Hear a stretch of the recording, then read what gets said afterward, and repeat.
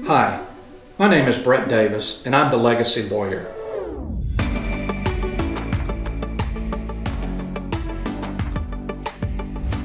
Today what I want to discuss with you is the characteristics of a revocable living trust, or that is an inter vivos trust.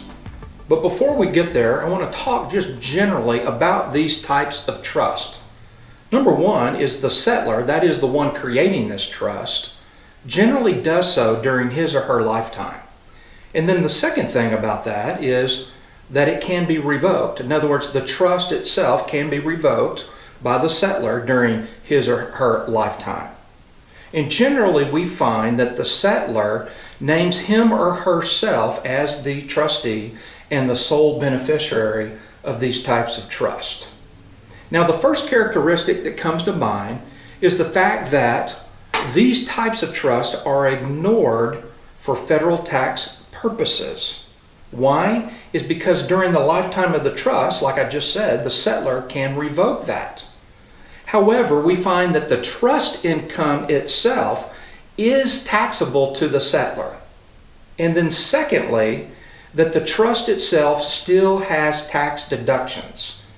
So if you have a home or a residence in the trust and you're paying a mortgage, that mortgage would have tax deduction for the interest, and that could be very well passed on to the trust to be able to take that tax deduction. Now the second characteristic is the fact that in these types of trusts you can name what is known as a successor trustee. That is someone that takes over the trust to manage it after you pass away.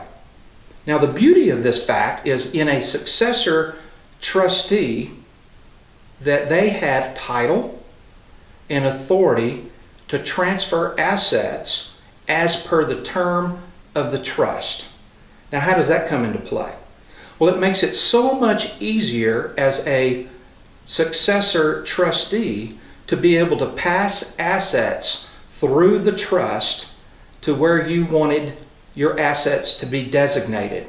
So you could go out and hire a management company to conduct that, a management company that is used to moving assets around within the trust. Now the third characteristic of having a revocable living trust is the fact that you can maintain some sort of privacy as to your assets, to the assets of the estate. Because after all, the assets that are poured into or placed into the trust does not go through probate. And if they don't go through probate, then you don't have to list them as assets for public record.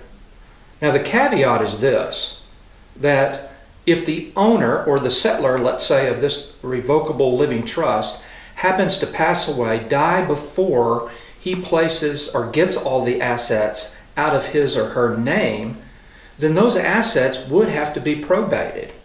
And so we find that sometimes in later on in life, where the settlor would, through inheritance or whatnot, have or come into ownership of an asset, and that individual frankly did not have time to move that asset from his own name or her name into the trust. And so it would have to go through probate, and you would lose that idea of privacy there. And remember that trusts typically manage the distribution, whereas a will directs where to distribute your assets.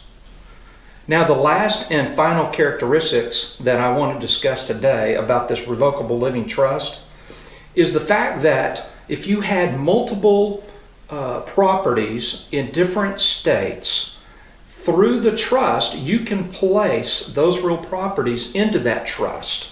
And so therefore, because those don't go through probate, you're able to manage the properties in multiple states, whether it's here or let's say in Arkansas or even in Oklahoma. You are to take all of that, place it into a trust. It avoids probate and title can be transferred there. So in summary, we see the 4 points or characteristics of these revocable living trusts as being, number one, is that they're ignored for federal tax purposes. Secondly, we talked about the ease of establishing a successor trustee and being able to transfer title. Thirdly, we talked about the privacy, the listing of your assets, and how that kind of trust protects that. Doesn't go into probate, so it's not public record. And then the last reason is the fact that you can transfer property, if you had in multiple states, into that trust, thereby avoiding probate there. If you would like to visit more about this topic, please call me. Remember, my name is Brett Davis, and I'm the Legacy Lawyer. Thank you for stopping by.